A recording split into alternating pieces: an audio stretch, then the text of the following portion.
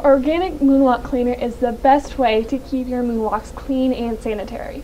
The best part about these bottles of cleaner is that one 16-ounce bottle makes 48 gallons of cleaner. For the same price as this bottle, you would only get a few spray bottles of cleaner somewhere else. This bottle is very concentrated, and so you dilute it with water according to the ratios on the back to make what you need. According to the ratios, you can use 1/4 teaspoon for 16 ounces of water or 2 teaspoons for a gallon of water. So you can use it as you need it. Because it comes in this concentrated form, you can also use it completely concentrated in small, stubborn areas of stains.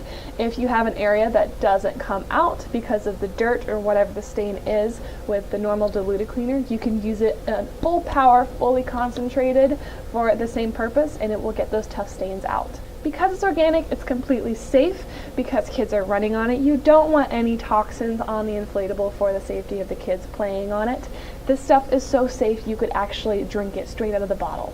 But one bottle of this cleaner is going to last you a really long time, and it's a really affordable way to keep your moonwalks clean.